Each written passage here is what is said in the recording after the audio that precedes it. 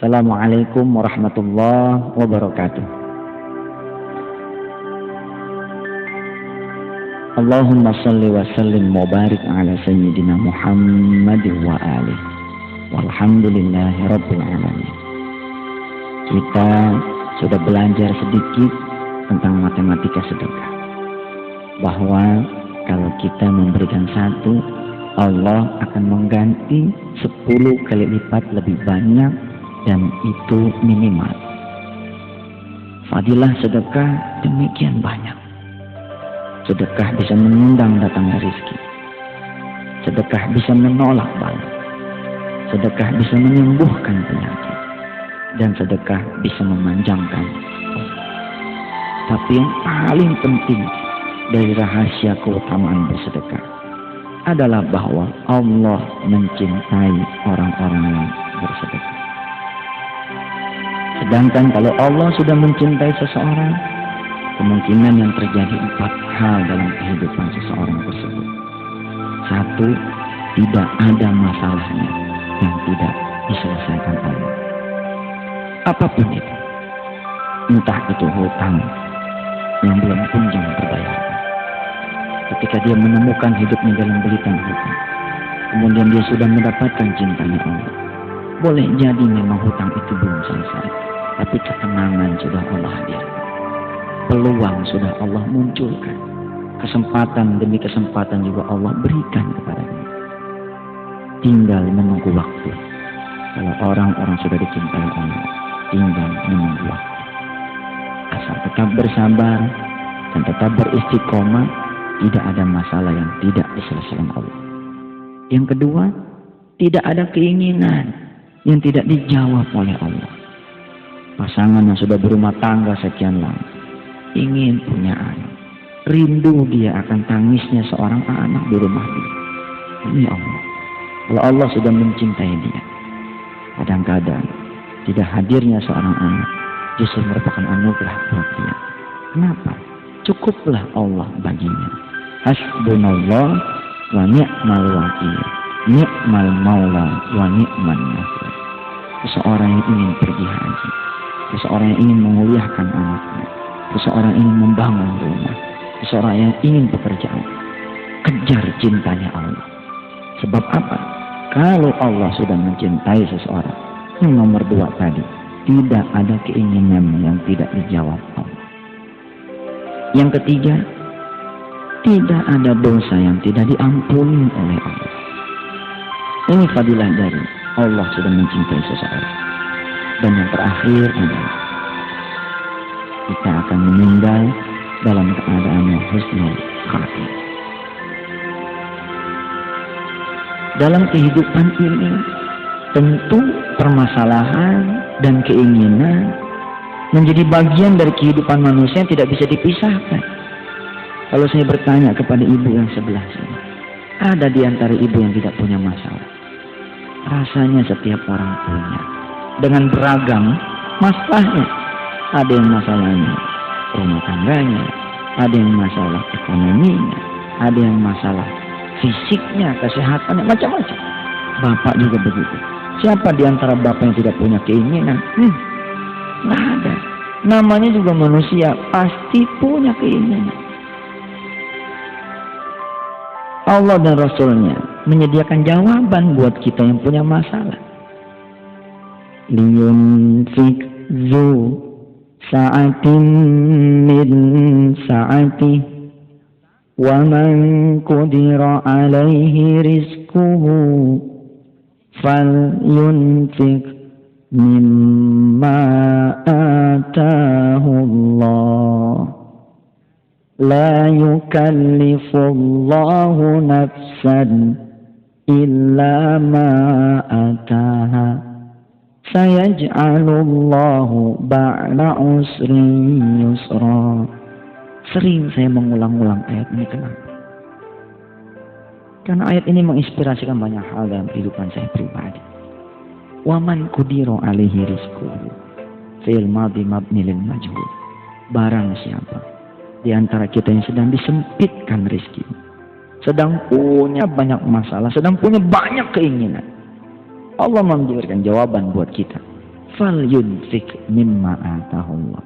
Cari apa yang kita bisa sedekahkan dari karunia yang udah Allah berikan kepada kita. Ibu punya anak pengen kuliah, nggak tahu dari mana jalannya bisa ngulain anak kita. Begitu ibu berdoa, ada gelang di tangan kiri. Ibu ingat ayat ini. Ini. Ya, copot. Taruh di sejadah. Kita bilang sama Allah, besok akan saya jual. Gelang ini memang tidak bisa bayarin saya punya anak tuh kuliahnya. Tapi insya Allah gelang ini akan bisa membayarkan SPP anak-anak yatim yang tertunda banget. Ibu punya suami sakit, bapak punya istri sakit, tahu jawabannya. Falyunfik mimma atahullah. Ayo turun-turunin apa yang bisa kita turunin buat kita kasih sama orang lain. Selama ini kita kasih pakaian bekas, kita ingat sama Allah. Ya iya, masa sama Allah ngasih yang bekas-bekas dulu. Ini nih pakaian lagi saya cintai, ini nih pakaian yang saya senangin, turunin itu. Supaya dapat apa? Supaya dapat cinta Allah. Kalau Allah sudah mencintai kita, keinginan kita akan dijabah oleh Allah Subhanahu wa Ta'ala. Terlalu kecil. Bagi Allah tidak ada yang tidak mungkin. Kalau kita bertanya sama otak kita, aduh Ustaz, mati rasanya, mau bunuh diri. Itu masih punya mobil, aduh Ustaz, tuh mobil tinggal nunggu waktu buat disita. Kalau kita nanya sama otak, makin sengsara. Kalau kita bertanya kepada hati kita, subhanallah, hati kita akan berkata, tidak ada yang lebih besar daripada kebesaran Allah. Qulillahumma malikal mulk tu'til mulka man tasha wa tanzi'ul mulka mimman tasha wa tu'izzu man tasha wa tudillu man tasha biyadikal khair. Innaka ala kulli syai'in qadir. Hitam kata Allah, hitam yang terjadi. Putih kata Allah, putih yang terjadi. Kata kita buntu, tapi kata Allah enggak, masih terbuka jalan, terbuka tuh jalan. Kata kita asik nih, untung, kata Allah kagak yang terjadi. Karena semua yang terjadi bukan karena kehendak kita, tapi karena kehendak Allah. Kalau memang segalanya ada di kehendak Allah, kenapa kita tidak mencari Allah? Dan Allah bilang lewat Rasulnya, Allah ada di antara jeritan tangisnya anak-anak yang kelaparan. Allah ada di jeritan tangisnya orang-orang miskin yang kelaparan. Allah ada di penderitaannya orang-orang yang susah. Cari Allah di sana. Insya Allah kita akan menemukan Allah. Maka sedekah menjadi salah satu kunci utama bagi siapapun di antara kita yang memang punya masalah dan punya keinginan. Syahdan, suatu hari ada seorang guru agama yang rindu betul ke tanah suci. Tapi dia juga paham, dia hanya guru agama. Kalau berkaca dari penghasilannya, ya Rabbi, nggak akan bisa membuat dia percaya bahwa dia berangkat. Tapi untunglah dia adalah seorang guru agama yang paham kalau Allah sudah bilang kun fayakun. Suatu saat dia mengaji. Ketika mengaji, sang kiai yang mengajar ngaji dia bilang bahwa majelis kita sedang butuh ladang amal. Siapa yang mau beramal, kita buka. Yang lain diperhatikan oleh si guru agama berderma saat itu. Ada yang buka dompetnya, dikosongin dompetnya. Ada yang bawa cincin, dicabut tuh cincin, ditaruh. Ada yang bawa handphone, ambil kartunya, handphone yang ditaruh. Dia bingung, dia mau memberi apa? Karena dia tidak punya apa-apa. Dia bismillah ngaji, cuma ngaji. Tidak berniat untuk bersedekah. Dan dia pikir sedekah kan tidak harus selalu harta. Jalannya seseorang ke pengajian pun sudah merupakan sebuah ibadah, sebuah sedekah. Tapi entah bagaimana saat itu yang ada di hatinya adalah sebuah pertanyaan sendiri. Kenapa ketika ada kesempatan beramal kok dia nggak bisa gitu? Dia tertunduk di pengajian itu melihat yang lain berlomba-lomba pada sedekah, dia diam aja. Ibu, bapak, Allah maha melihat. Dan Allah berfirman di dalam surah Al-Ma'idah ayat 12. Qala Allahu inni ma'akum. Allah berkata, aku bersama kalian. La in aqamtumus sholata wa ataitumuz zakata wa amantum birusuli wa azzartumuhum wa aqadtumullaha qardan hasanan. Syaratnya kata Allah, satu, kalian menunaikan sholat. Kedua, kalian menunaikan zakat. Ketiga, kalian mengimani Rasul-Rasulku dan membantu dia. Membantu dalam pengertian menjalankan sunnah-sunnahnya. Kemudian yang keempat, meminjamkan Allah dengan pinjaman yang baik. Ingat nih si guru agama ayat itu.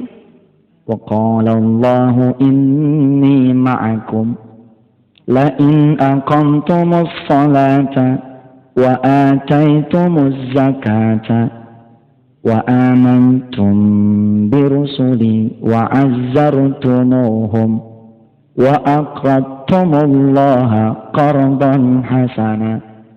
Bahkan kata Allah, aku bukan hanya menemani kamu, tapi apa yang terjadi? La ukaffiranna ankum sayyi'atikum wa la udkhilannakum jannatin tajri min tahtihal anhar wa man kafara ba'da dzalika minkum faqad dhalla sawa'as sabil. Ketika dia pulang ingat ayat ini. Kapan? Ketika dia nyempak di motor. Begitu nyempak dia punya motor, ingat, kalau saya nggak bisa sedekah mah, ini saya bisa sedekahin. Begitu. Tidak semua orang bisa begitu, termasuk mungkin saya pribadi. Berani menyedekahkan harta yang cuma segitu-gitunya gitu. Kebayang kan? Ngaji, ditawarin sama kiainya, ayo siapa yang mau amal nih? Majelis kita lagi begini. Semua orang berlomba, sedekah. Dia diam aja karena nggak bawa duit. Tapi ketika dia balik ya ke parkiran, dia nyemplak, dia punya motor, ingat dia masih punya harta yang dia bisa pinjamkan kepada Allah. Bismillah ibu. Dia berniat, baik, kalau gitu saya akan sedekahkan motor saya. Dia pulang, dia ngomong bininya, gimana ibu? Boleh ayah sedekahkan motor ini? Kata sang ibu, ya terserah ayah. Motor itu kan motor ayah. Untuk ayah ngajar dari satu sekolah ke sekolah yang lain. Kalau itu memang pilihan ayah, ibu hanya bisa mendoakan. Kita jual deh. Dijual deh. Dia jual 6 juta. Setelah dijual, dia pergi ke rumah si kiai tersebut. Pak Kiai, ini ada uang 2 juta. Mudah-mudahan ini bisa membantu majelisnya kiai. Kiai paham. Ini murid guru agama. Karena dia paham bahwa ini murid adalah guru agama, kemudian apa yang terjadi? Ditolak sendiri. Jangan Pak, kata kiai. Sudah, biar dari yang lain saja. Bapak gunakan untuk keperluan Bapak. Apa sih guru agama bilang? Pak Kiai tolong terima, saya sudah capek-capek lo jual motor. Apalagi jual motor, kata si kiai. Udahlah, jangan. Enggak, pokoknya berebut tuh. Yang satu menolak, yang satu memaksa memberi. Hebat kan? Kalau kita dipaksa memberi, belum tentu memberi. Iya, pengalaman ya.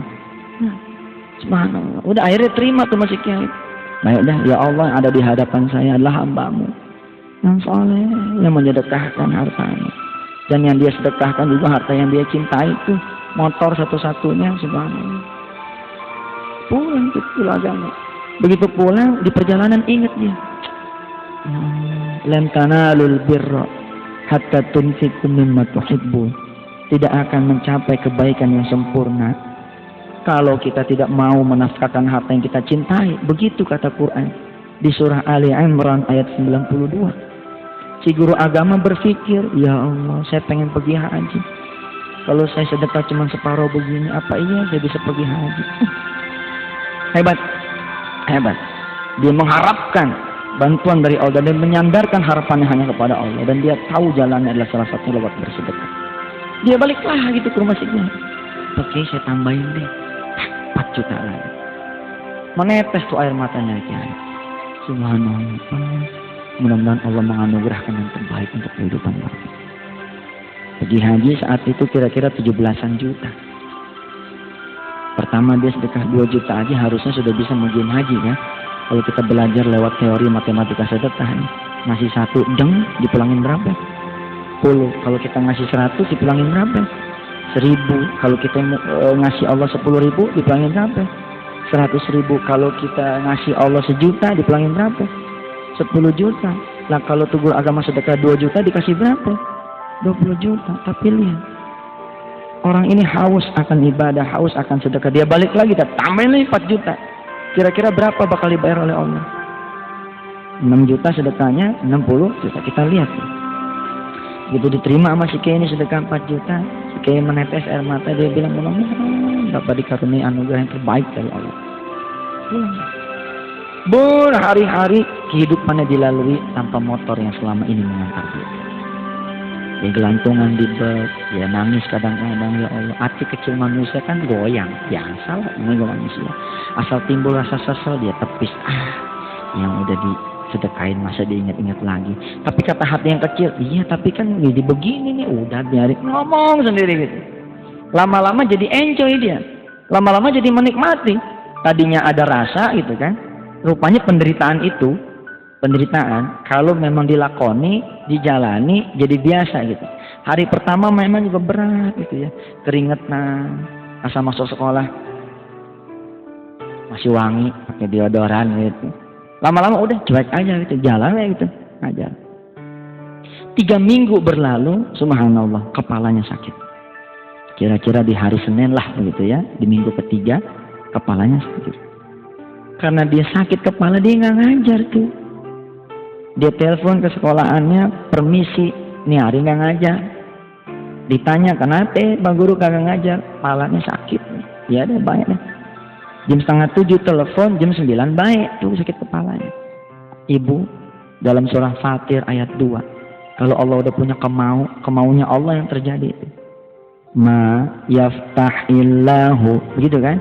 Linnasi mir rahmatin fala mumsikalaha wa ma yumsik fala mursilalahu min ba'di wa huwal azizul hakim.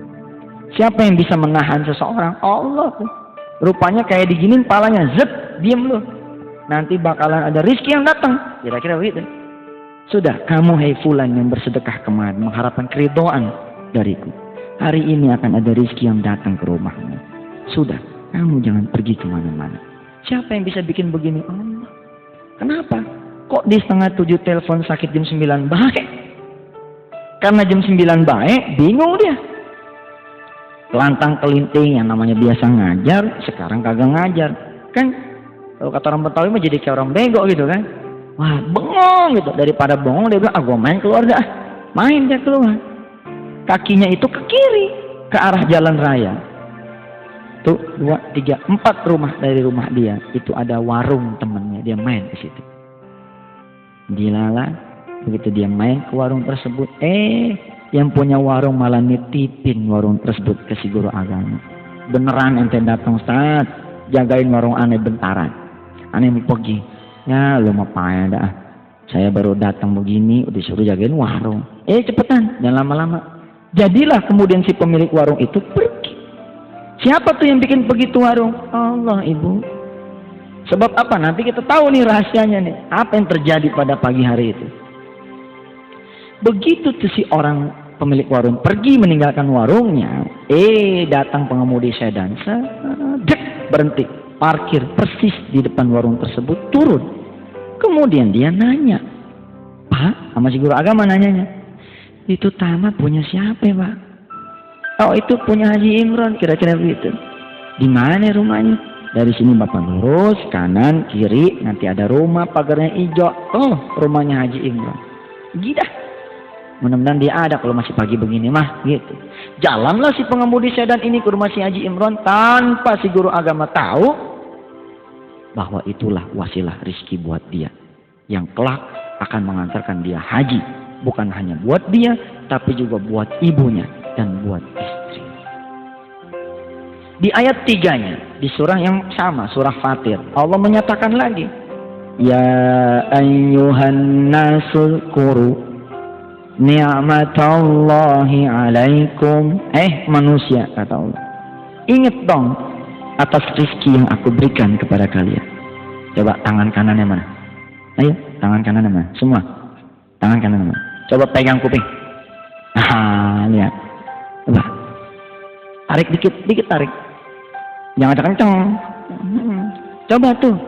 Coba, pernah nggak kita meminta sama Allah kuping yang bisa mendengar? Kagak kan? Kenapa? Karena kita sudah punya telinga yang bisa mendengar. Ayo, nih, mata.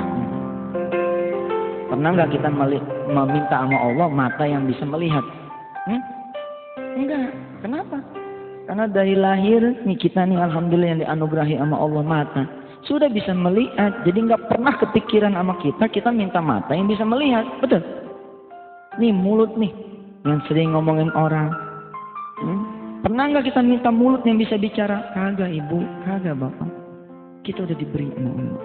Maka Allah mengingatkan kepada kita, Ya ayuhan nasu dzkuru ni'matallahi alaikum, manusia. Kalau terhadap yang kamu tidak minta saja, kira-kira begitu kan?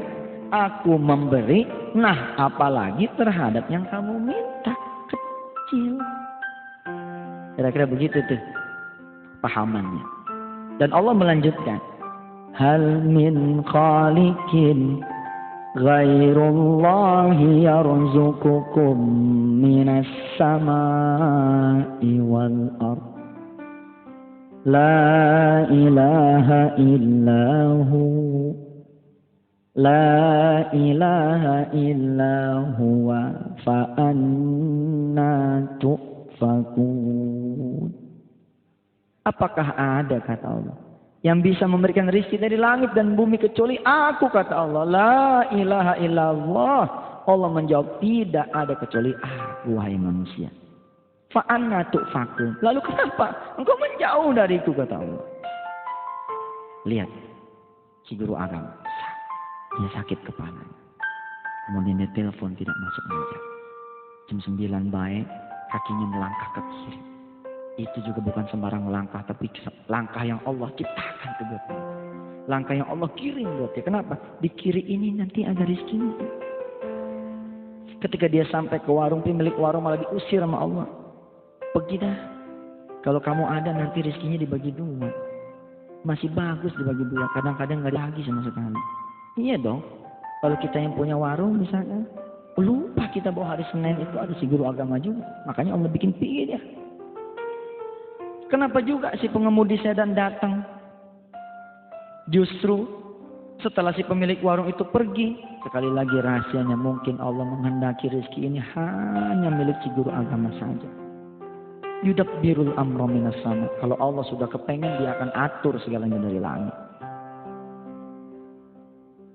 Kira-kira 2-3 hari, 4 hari begitu si pengemudi sedan ini balik lagi. Dia nanya sama yang punya warung. Dia ngeliatin, dia ngeliatin. Ke orang yang lain.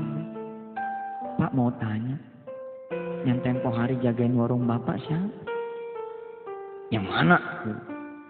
Hari Senin kalau nggak salah jam-jam 10 lah. Oh, itu tetangga saya di belakang. Ada apa pak? Mau perlu aja sama dia pak. Ke belakang juga. 4 rumah lah dari sini. Dia datang ke rumah. Dipersilakan masuk. Begitu di dalam dia ngobrol. Pak, orang kulit kayak saya. Begitu katanya orang. Pantang bohong. Pantang ngejilat ludah. Kemarin saya ngucap sama saya punya Tuhan. Kalau tuh tanah kebeli, bapak saya anggap sebagai calonnya. Pak, tolong terima hadiah dari saya. Mudah-mudahan manfaat. Amplopnya sama, bedanya si guru agama waktu ngasih ke kiai mah tebel, yang ini tipis. Sebab isinya apa itu? Cek tunai. Ibu tahu, bapak tahu berapa isinya? Ternyata isinya bukan 60 juta, tapi 67 juta rupiah. Seolah-olah ini menjadi jawaban buat saya. Memang Allah betul-betul maha tahu. Allah kan tahu, dia kepengen pergi haji, betul nggak? Allah penuhi itu, dreng, buat berangkat haji. 17,5 juta ditambahin 2,5 buat ongkosnya, kira-kira butuh satu orang 20. Dia pergi bertiga, 60 juta kan? Masih ada sisa berapa itu? 7 juta, bisa dia beli motor lagi. Jadilah dia kemudian haji dapat, motor dipulangin oleh Allah Subhanahu wa Ta'ala. Teringatlah kita akan firman Allah yang maha benar. Ketika Allah menyatakan dalam firman dalam surah As-Sajdah ayat 4, 5 dan 6. Apa Allah nyatakan di sana? Allahul ladzi khalaqas samawati wal arda wa ma bainahuma fi sittati ayyamin thumma istawa 'alal 'arsy ma lakum min dunihi min waliyyin wala syafi' afala tatadhakkarun. Allahul ladzi khalaqas samawati wal arda wa ma bainahuma.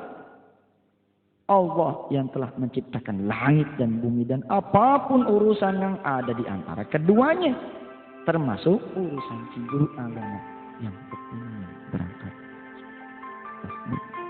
Urusan sejengkal di tangan Allah. Ibu punya anak rese, ngadu sama Allah. Lah dia nyiptain. Kembali sama dia, ya Allah. Kalau emang ini anak bandel gara-gara saya ibunya salah ngomong, gara-gara bapaknya salah ngasih rezeki, ampunin ya Allah. Bikin dia balik ke fitrahnya, soleh, bersih, bening. Tuh. Semua ada Allah. Ibu punya utang di warung, mandi datang ke sono mulu. Ibu ngadu sama Allah, sholat duha. Allahumma inna duha'a duha'uka wal baha'a baha'uka wal jamala jamaluka wal quwwata quwwatuka wal qudrata qudratuka wal ismata ismatuka. Ya Allah, masa sih gara-gara utang di warung luangan begini saya jadi kagak ngaji nih, ya Allah, malu. Masa sih gara-gara kagak bayar arisan nih saya jadi kagak ngaji, malu. Ada Allah, ibu ngadu sama Allah. Ngadu dengan bahasa rintihan hati. Kemudian kita juga bilang sama Allah, Allahumma in kana rizki fis sama'i fa'anzilhu. Tolong dong ya Allah. Dengan kekuasaanmu, dengan duhamu, dengan kekuatanmu, dengan fadilahmu, dengan keberkahanmu, ya Allah, yang pertolonganmu. Kalau emang rizki saya masih nyangkut tuh di langit, tolong turunin. Wa in kana fil ardi fa'akhrijhu. Kalau emang kata tuh rizki masih di bumi, tolong keluarin. Wa in kana mu'assaran fayassirhu wa in kana mu'assaran fayassirhu wa in kana mu'assaran fayassirhu. Ini utang cuma sedikit tapi bagi saya sulit betul, ya Allah. Ya orang miskin. Kalau emang ini susah, tolong kau mudahin. Wa in kana ba'idan faqarribhu. Kalau emang jauh ya Rabb, tolong deketin. Wa in kana haraman fatahhirhu. Kalau emang dia haram, tolong halalin. Wa in kana qalilan fakatsirhu. Kalau emang masih sedikit, tolong banyakin. Pada saat kita berdoa kepada Allah, kita ingat ini ayat. Urusan sejengkal di tangan Allah.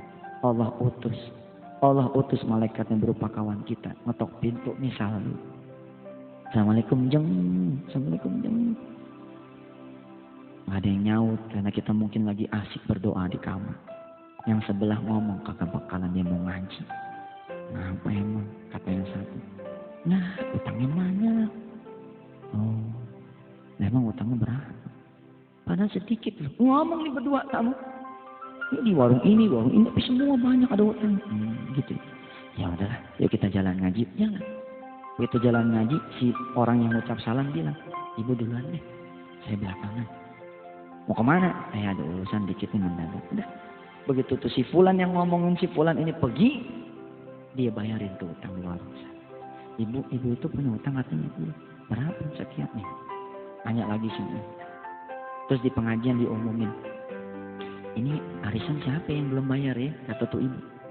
Oh si ibu anu tuh. Oh ya udah tahu. Udah itu biar arisannya biar saya yang bayar. Dia ketika dia berdoa kepada Allah karena urusan sejengkal. Urusan sejengkal. Nah Allah kerja dah tuh. Karena kita minta sama Allah gitu, Allah turunin pertolongan, zet gitu. Maka Allah nyatakan lagi lanjutnya kan? Ma lakum min dunihi min waliyyin wala syafi'in afala tatadzakkarun.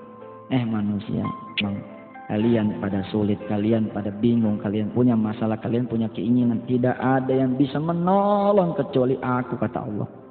Dan kalau Allah sudah mau menolong, apa yang terjadi? Yudabbirul amra minas sama. Allah yang akan mengatur segalanya dari langit.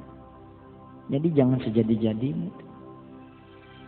Saya pernah lah pengalaman mencari penyelesaian masalah dengan otak, ya Allah. Untuk ada orang-orang yang hadir di sekitar saya memberitakan, jangan cuma pakai otak. Salah satunya hadir di tengah kita, Ustaz Basumi Abdullah. Di belakang ada Ustaz Arang, ada teman-teman dari majelis kita mengingatkan jangan cuma pakai otak. Otaknya keserimpet.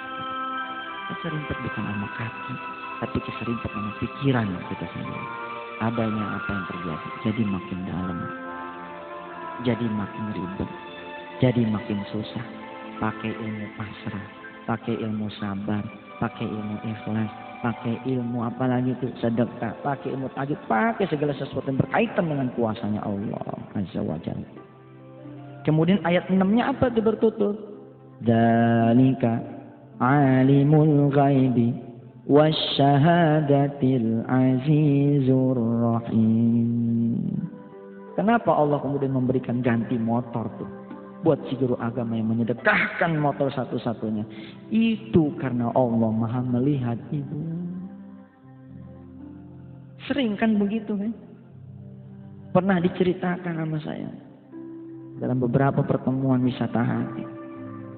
Ada seorang ibu yang anaknya nggak kunjung bayaran 2 bulan.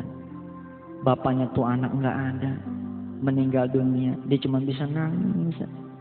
Lebaran udah lewat, kalau udah lebaran lewat nggak ada yang ngejahit. Sedangkan dia cuma tukang jahit. Ketika anaknya ngomong, "Ma, besok kalau bulan besok masih nggak bayaran," dipanggil nih, Ma. Ibunya cuma bisa ngusap tuh kepala anak, "Nak, sabar, ada Allah, masih aja kita nggak ketemu rezeki." Subhanallah, bulan ketiga ada yang ngejahit, bayar di depan. Berapa duit kira-kira, Bu? Sekian. Ya sudah, saya bayar di depan, sekalian buat ibu beli bahannya, benangnya. Hitung punya hitung ada kelebihan, pasti buat bayar 2 bulan doang. Buat bayar 2 bulan doang, kira-kira 50.000 lah, begitu ya. Dia ngomong tuh sama anaknya, "Nah, alhamdulillah nih, emak megang duit nih 50.000, kita bayar ya besok." Si anak udah girang. Ya Allah, emak punya duit nih asyik, besok nggak jadi dipanggil. Ibunya juga begitu. Ibunya mengucapkan syukur, alhamdulillah 2 bulan ditungguin nih duit 2 bulan. Beda loh, kita dapat duit tiap hari, sama nungguin, terus baru dapat. Waduh, kayaknya 1.000 juga luar biasa tuh. Coba ya, pengalaman kan? Kalau gitu sampai terminal Kalideres begitu katakan, duit pas habis. Waduh, mau naik ojek di rumah nggak ada duit, mau naik angkot kudu bayar. Udah jalan kaki begitu kelantang-kelentang nemuin duit. Itu kayak nemu emas tuh. Sorga banget dah.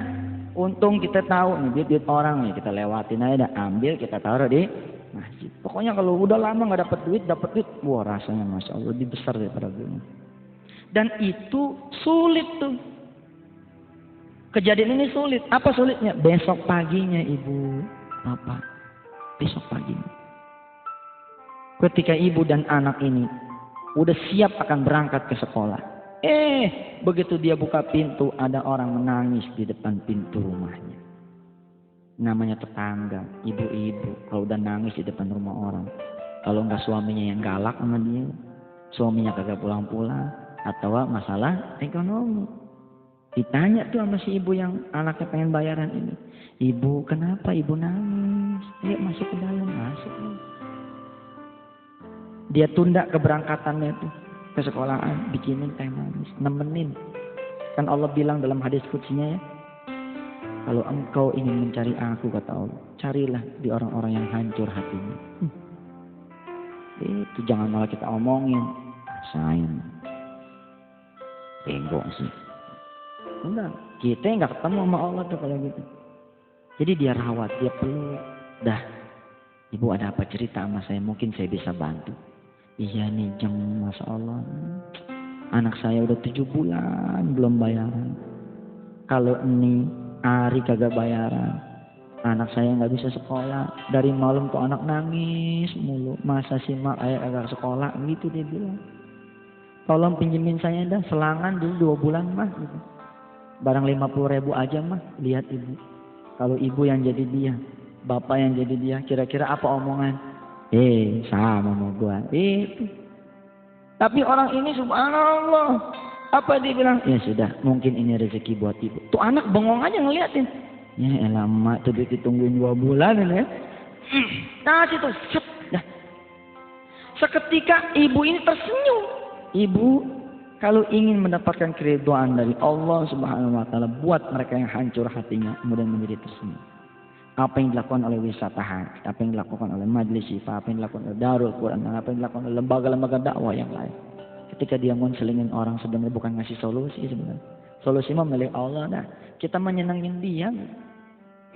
Iya kan, ada ibu-ibu yang ngadu, ya Allah, Ustaz, suami saya kagak pulang-pulang. Ya udah ibu, kalau suami ada mulu ibu nggak bisa bangun malam loh. Dicolek jadinya lain. Udah. Anugerah terbesar buat mereka yang punya masalah adalah mereka mendapati Allah. Begitu kita kasih tahu, begitu orangnya jadi terang, jadi seger, jadi ketawa. Disitulah kebahagiaan kita. Udah. Anaknya, nak, urusan kan urusan Allah. Ada yang lebih penting. Kamu kan nggak dikeluarin dari sekolah kalau nggak bayaran. Oh dia udah 7 bulan. Udah. Insya Allah besok nemuin bayaran. Apa yang terjadi? Ternyata sampai 4 bulan nggak ketemu tuh bayaran. Ya Allah, dia udah hampir keder tuh sama anaknya. Mana mak? Katanya Allah gak bikin susah. Ini susah nih. 4 bulan nih. Tapi sekali lagi kita belajarkan. Innal musaddiqina wal musaddiqati wa aqradullaha qardan hasana yudha'afu lahum wa lahum ajrun karim. Kagak bakalan susah. Mana qasa min shadaqatin kata Rasulullah, enggak bakalan kurang tuh. Apa yang kita sedekahkan di jalan Allah, malah kata Rasulullah apa? Falyasda. Bertambah dan bertambah. Di bulan keempat terjadilah apa yang Allah kehendaki, yaitu mereka yang berbuat baik betul-betul akan mendapatkan balasan kebaikan dari Allah. Sekolah di mana anaknya itu sekolah memenangkan lomba cerdas cermat tingkat kecamatan. Karena menang tingkat kecamatan, tim ini bertanding ke tingkat kabupaten. Wali kota lah di Jakarta itu. Pas hari H menjelang berangkat ke kabupaten, juru bicaranya sakit. Sekolah kemudian pontang-panting mencari pengganti juru bicara yang sakit tersebut. Dan dipilihlah anak dari si ibu yang menyedekahkan 50.000 uangnya itu kepada orang lain. Berangkat nih kemudian si anak nih bertanding di tingkat kabupaten. Subhanallah, menang. Ketika dia menang dapat hadiah.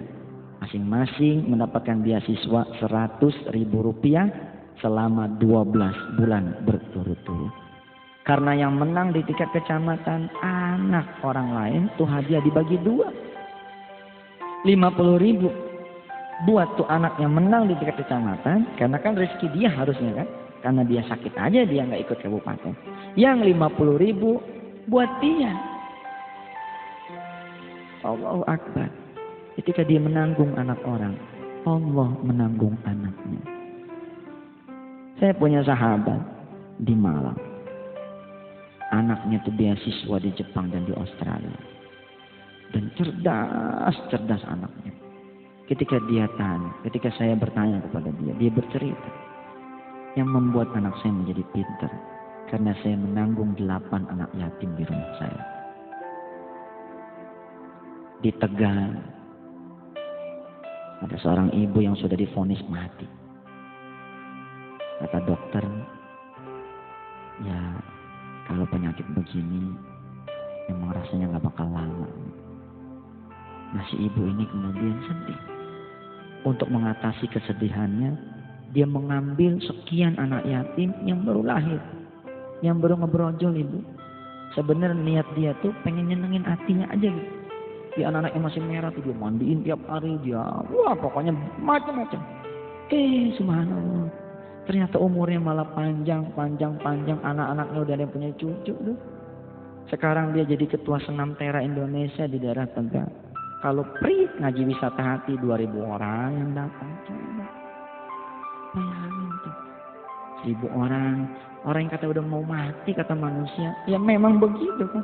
Qulillahumma malikal mulk.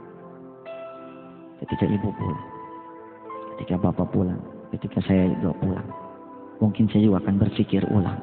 Iya ya, apa sih yang jadi masalah kita? Apa sih yang jadi keinginan kita rasanya nggak ada? Kalau kita memang ingin mendekatkan diri kepada Allah, mungkin kita jadi susah ngatasin masalah kita lantaran kita jauh sama Allah. Allah turun dari langitnya itu ke langit dunia. Dia nanya sama kita, mana? Katanya suami kamu sakit, di rumah sakit. Nih, aku yang mau menciptakan alam ini datang dengan membawa kesembuhan. Bangun malam. Lah kita nggak bangun malam. Udah tiap pagi tetap kita repot sama rantang kita. Repot nelfonin mantu supaya jagain bapak di rumah sakit. Iya, Allah kita sia-siakan. Allah datang kepada anak-anak muda yang pengen bekerja. Kemudian Allah nawarin, anak muda bangun. Aku yang membuat mereka bekerja. Udah datang.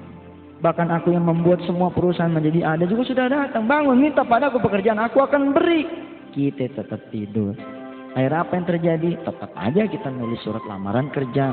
Sono kemari Allah tidak mau terlibat. Kenapa? Karena kita tidak mau melibatkan Allah.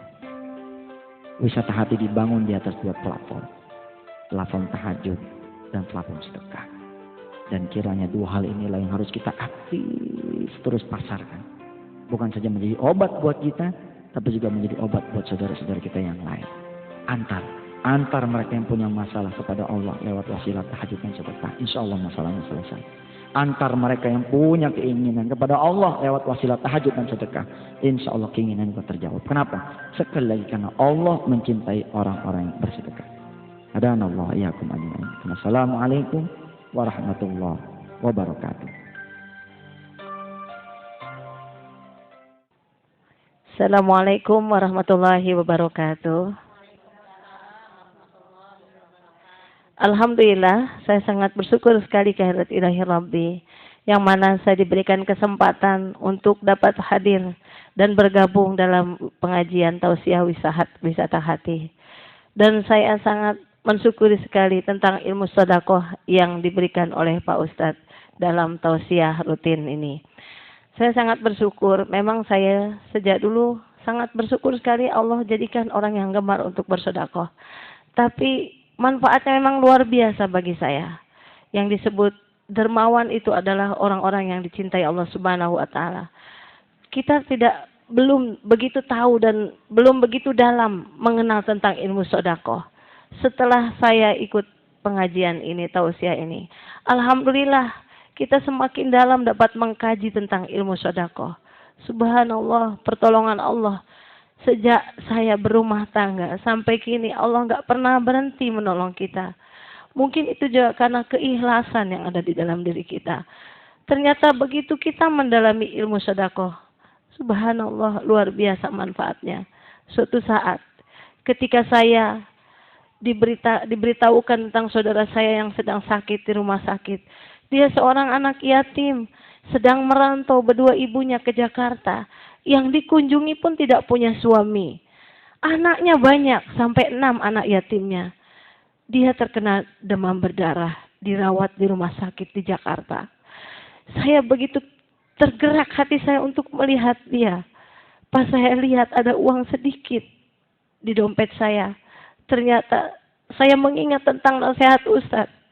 Bahwa di saat orang punya, dia bersedekah itu adalah hal yang biasa.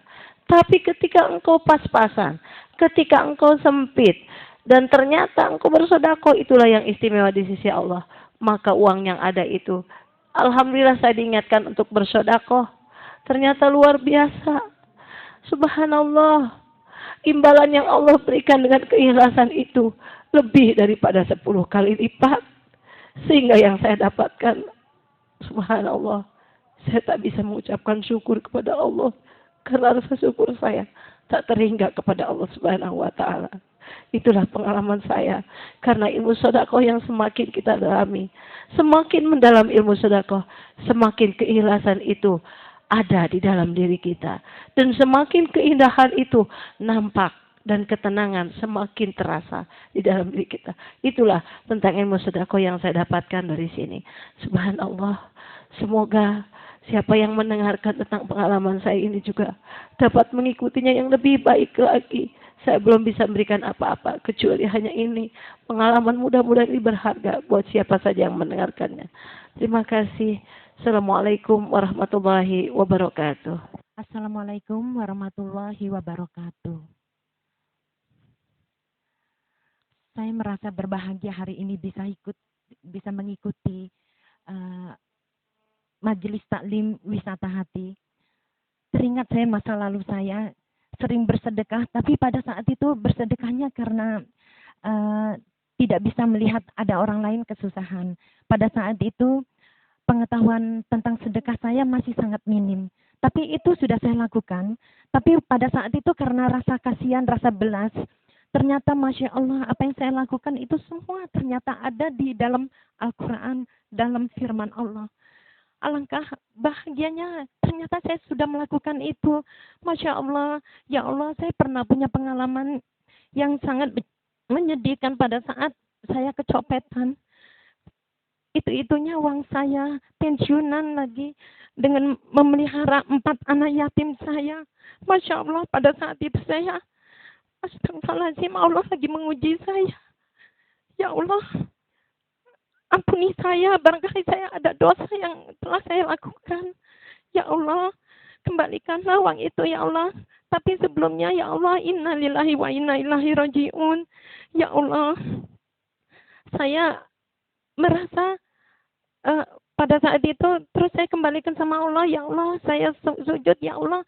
Kalau dia terpaksa mencopet karena kesusahan ya Allah, karena dia tidak punya pekerjaan atau dan lain sebagainya ya Allah, aku ikhlas jadikan ini sedekahku ya Allah. Pada saat itu setiap malam saya tahajud ya Allah, tapi tahajud kali ini lebih dari masa lalu saya.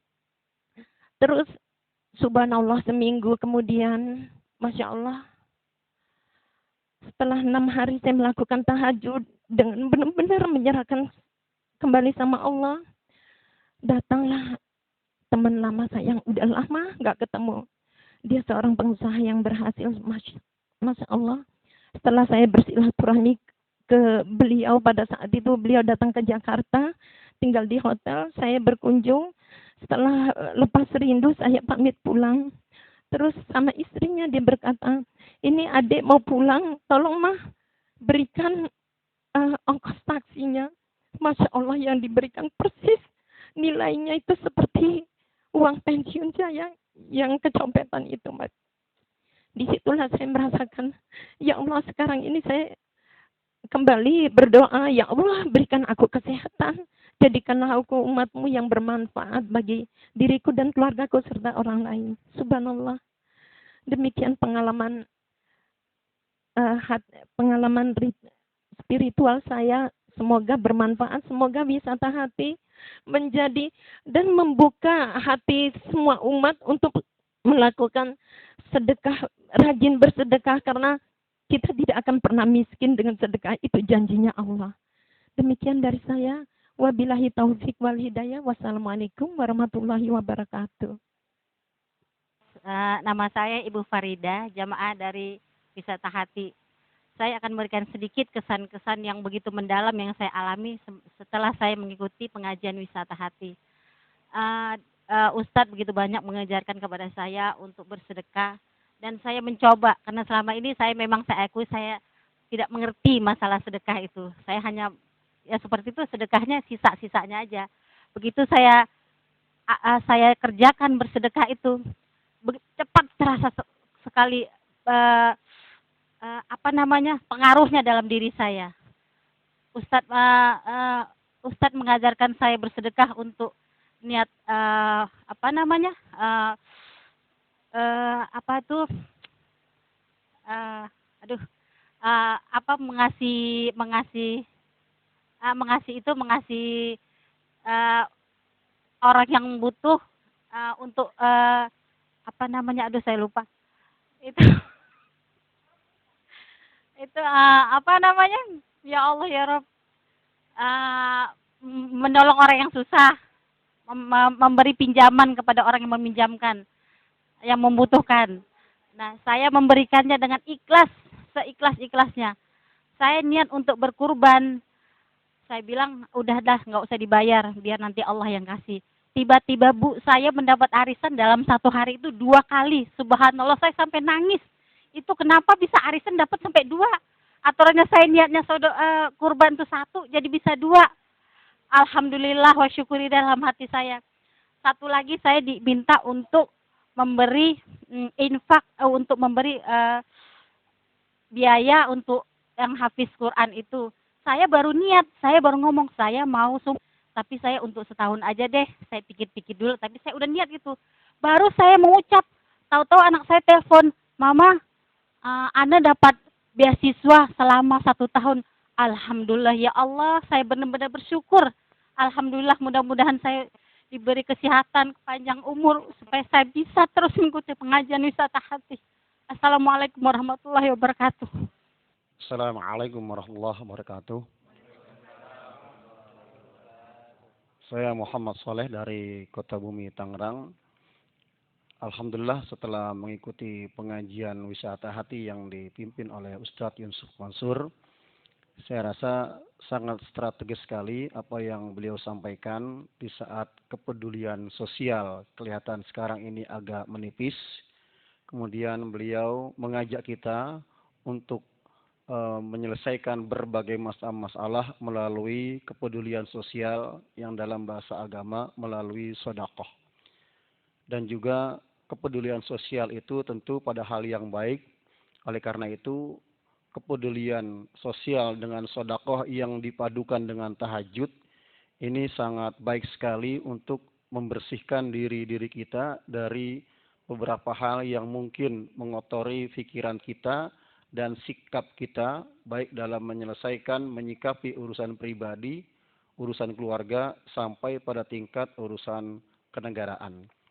Oleh karena itu, saya menghimbau kepada segenap kaum muslimin dan muslimat, apa yang telah disampaikan pada pengajian wisata hati ini, mari kita sambut untuk bersedekah dan bertahajud dalam rangka menyikapi beberapa permasalahan hidup yang kita hadapi dalam keluarga dan dalam masyarakat.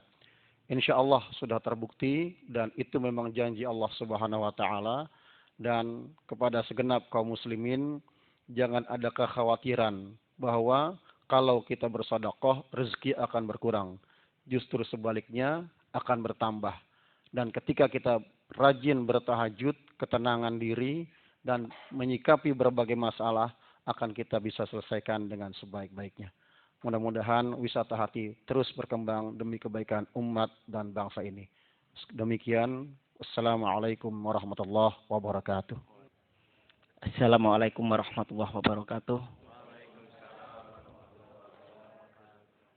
Tema sentral yang diambil oleh Ustadz Yusuf Mansur mengenai sedekah dan tahajud adalah satu fenomena yang cukup menarik karena Ustadz lewat wisata hati mengajak kita untuk menjadi seorang muslim kafah, di mana seorang muslim yang soleh secara sosial yaitu lewat sedekah, dia juga mengajak kita untuk menjadi orang yang saleh ritual lewat tahajudnya.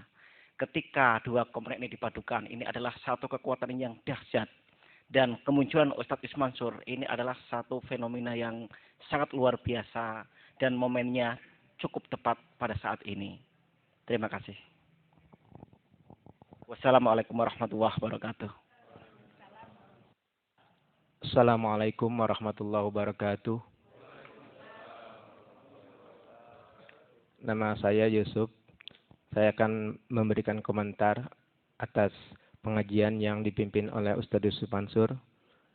Beberapa kali kami telah mengikuti kegiatan wisata hati, khususnya yang dipimpin oleh Ustadz Yusuf Mansur. Memang lain daripada yang lain yang telah kami ikuti, bahwa pokok yang dibicarakan adalah tentang sedekah dan tahajud.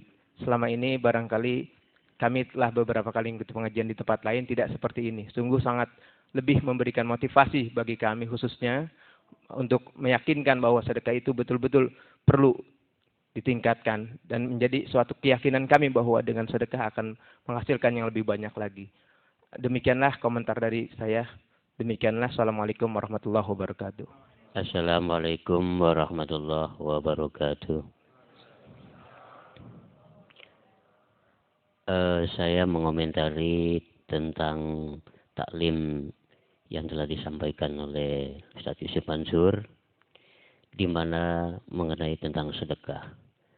Alhamdulillah, dengan sedekah itu adalah sebagai motivasi iman itu. Dan tahajud adalah sebagai doa, di mana orang tanpa doa, doa adalah sebagai pupuk, sedekah adalah sebagai bibit. Jadi bagaimana bibit itu akan bisa menghasilkan sesuatu yang baik kalau tidak ada pupuknya? Bagaimana kita akan mendapat keberhasilan kalau saja kita punya pupuk, tidak punya bibitnya? Jadi kedua-duanya itu tidak bisa dilepaskan, saling mengait. Di mana yang Allah juga menerangkan juga kepada kita di surat Al-Fatir itu ayat 10, di mana mengenai tentang doa dan usaha. Mudah-mudahan dengan adanya kita mengikuti taklim daripada wisata hati, ini adalah sebagai motivasi yang pertama kita adalah menuju kepada keimanan yang sebenarnya. Demikianlah yang dapat saya komentari. Mudah-mudahan ini menjadi acuan bagi kita semua. Kami akhiri. Wassalamualaikum warahmatullahi wabarakatuh.